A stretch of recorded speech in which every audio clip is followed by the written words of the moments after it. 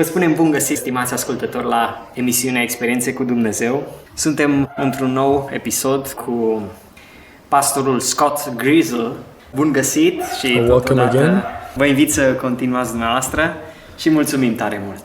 Thank you again for the opportunity to share my testimony and my experiences with God with you. Vă mulțumesc că îmi dați ocazia din nou să împărtășesc cu dumneavoastră experiențele pe care le am cu Dumnezeu.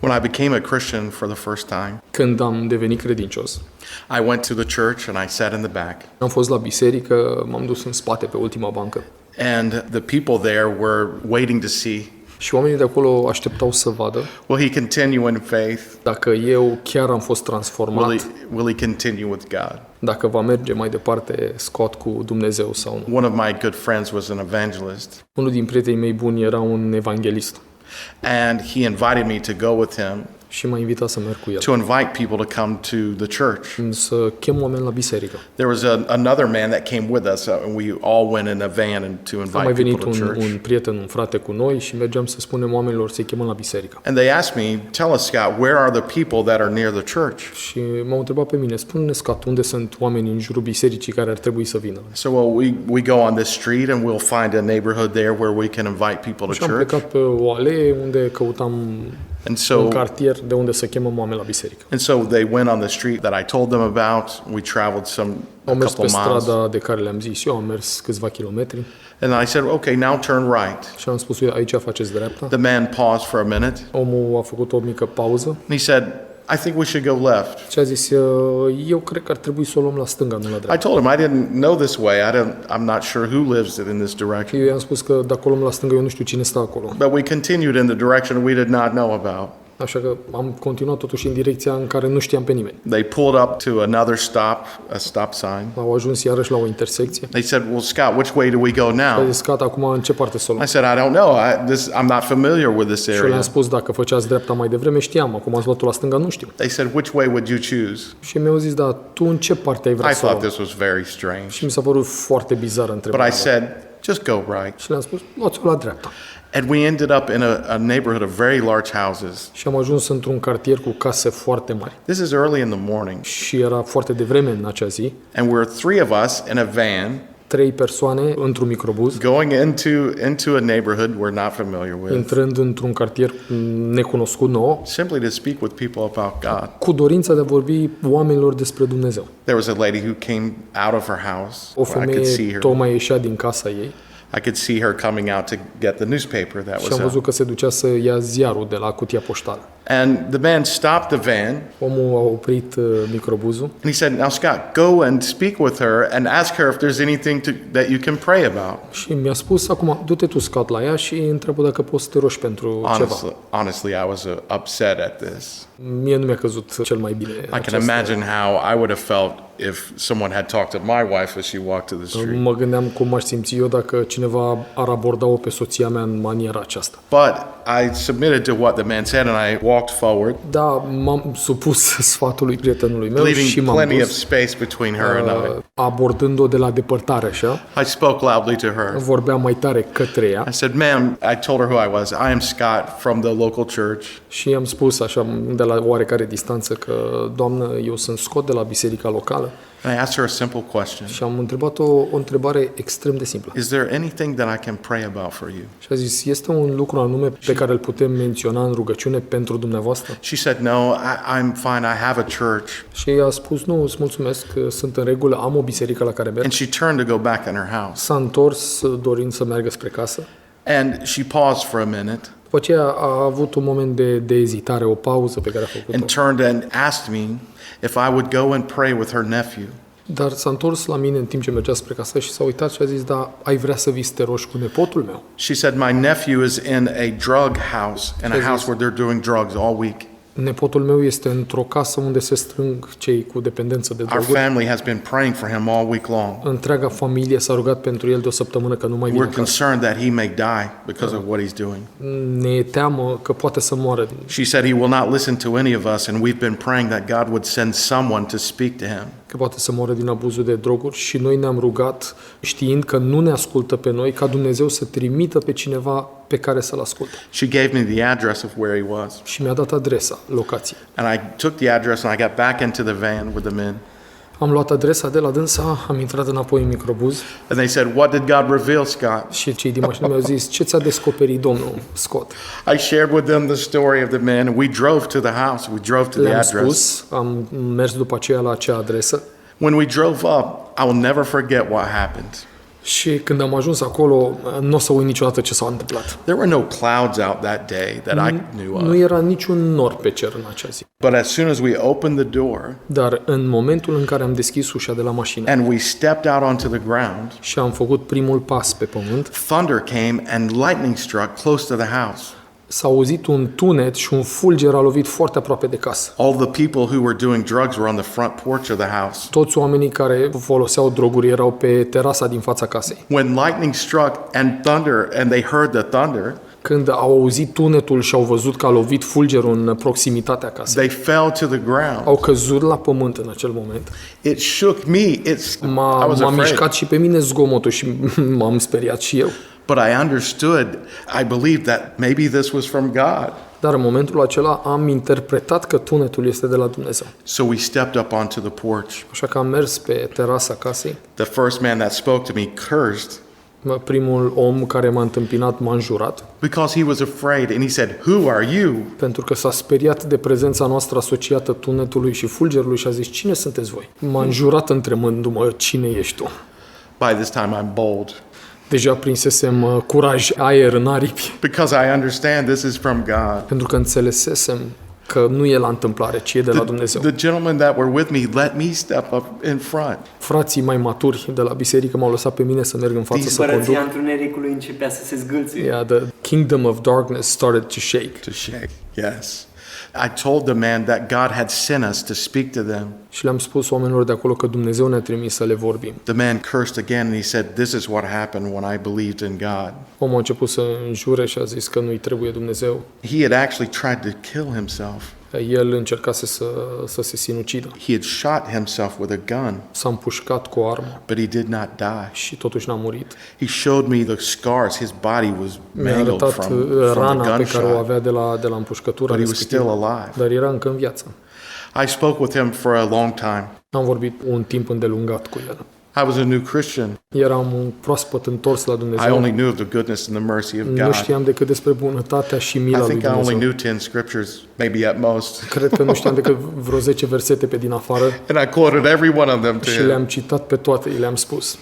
And at every moment, I could see the Lord working on his heart. Și vedeam cum minut după minut Dumnezeu lucrează la And inima. I invited him to receive the goodness of God, the grace of God. Și i-am făcut invitația să accepte bunătatea lui Dumnezeu, harul lui Dumnezeu. He said, "I cannot because I have drugs in my system." Și a zis, nu pot să fac asta pentru că He was weeping when we finished talking. am droguri în mine, sunt dependent de ele, plângea în timp ce vorbeam. But he said, "I cannot pray to receive Christ because I have drugs in my system." Dar el a zis pur și simplu sunt sub influența drogurilor și mi-e greu să fac ce-mi ceri. I told him, "The God that brought us here Și am spus că Dumnezeul care ne-a trimis pe noi acolo is able to remove these drugs from your body even now. poate să te elibereze de sub influența drogurilor chiar în acest moment. Will you allow us to pray for you even now? Ne dai voie să ne rugăm pentru tine acum și aici? That God will make you completely sober Ca Dumnezeu să te facă complet lucid and remove these drugs from your și system." să te elibereze de influența He drogurilor. said, "Yes, I will." Și a spus, da, vreau. So myself and these other two brothers, one being an evangelist, Eu și ceilalți doi frați, unul dintre ei fiind evanghelist, we began to pray. am început să ne rugăm. And as we began to pray, the man began to cry out. Și în timp ce ne rugam pentru el, el plângea. None of us laid a hand on him. We did not touch him. Niciunul nu l-am atins, niciunul n-am pus mâna We pe just el. simply prayed. Și stăteam la distanță și ne rugam. He said, "What are you doing to me?" Și el spunea, ce-mi faceți? He said, "I can feel something moving in my body."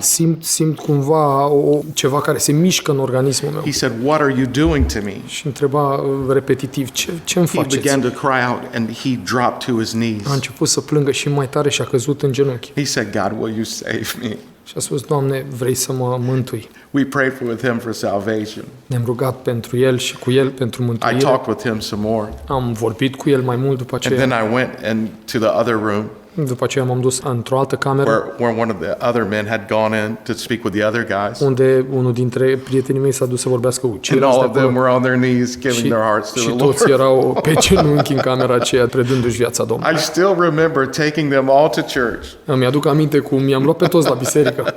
And we walked them to the front of the church. I-am adus până în față la altar, în fața And bisericii. everybody was looking.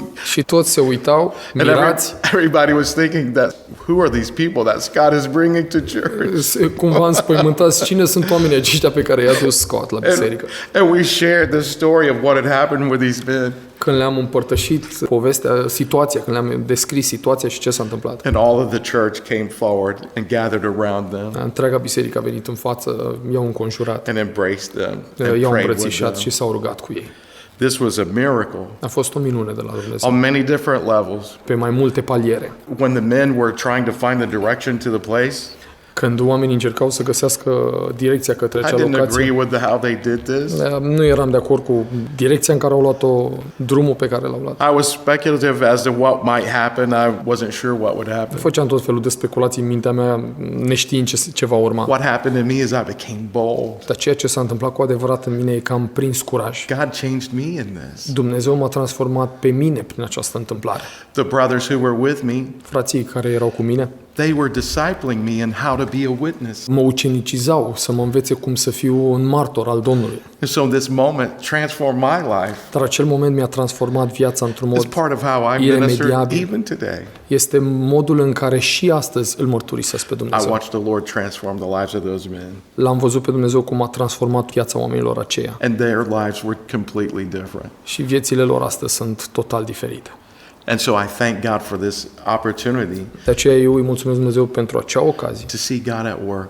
în care mi-a dat voie să văd cum lucrează El. This is what it means to be part of the church. Asta înseamnă să fii parte din trupul lui Hristos. Not to only trust God in the halls of the church, Nu să ai încredere că Dumnezeu lucrează numai între pereții bisericii, but to see Him move wherever we are. ci să îl vezi la lucru oriunde suntem noi în proximitatea noastră. God moves in miracles every day. Dumnezeu face minuni în fiecare zi We must be willing to allow Him to work in our lives. și ține doar de noi să lăsăm să lucreze în viețile noastre. Thank you for the opportunity to share with you. Îți mulțumesc pentru ocazia să împărtășesc aceste lucruri. Mulțumesc și eu, minunată mărturie. Thank you too. Am avut și eu o experiență similară, dar la scară mai mică. I had a similar experience, but at a different level. Eram în Italia, lucram la o biserică acolo. I was in Italy and I was working in a church there.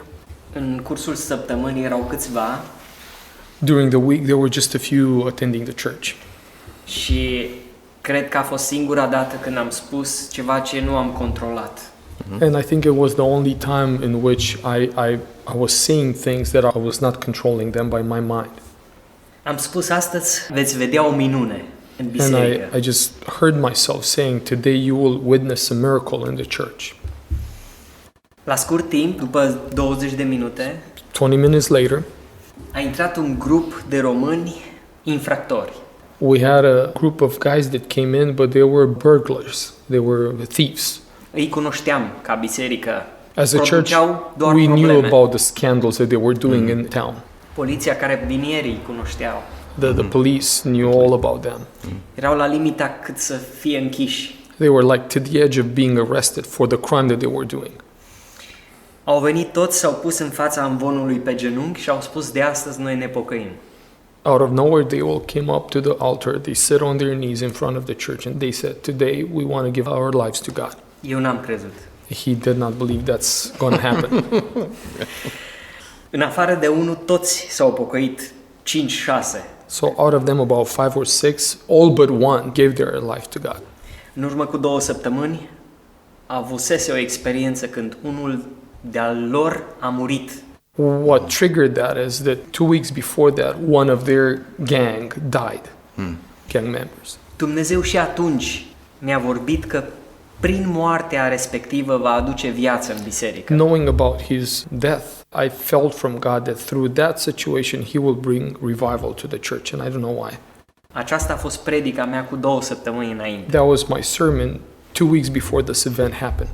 acum sunt în biserică, au familie și sunt foarte credincioși. Today, many years past, they are still in church. They are faithful with their families. Slăvit să fie Domnul. Glory to God. Amen.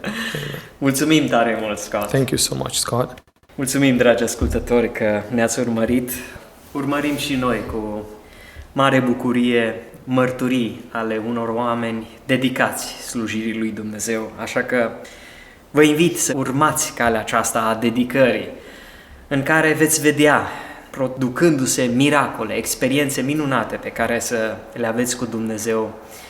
Așa că vă dorim călăuzirea lui Dumnezeu și mulțumim, Alin, că ai tradus aceste mărturii. Vă dorim binecuvântarea lui Dumnezeu, dragi ascultători, și audiție plăcută în continuare.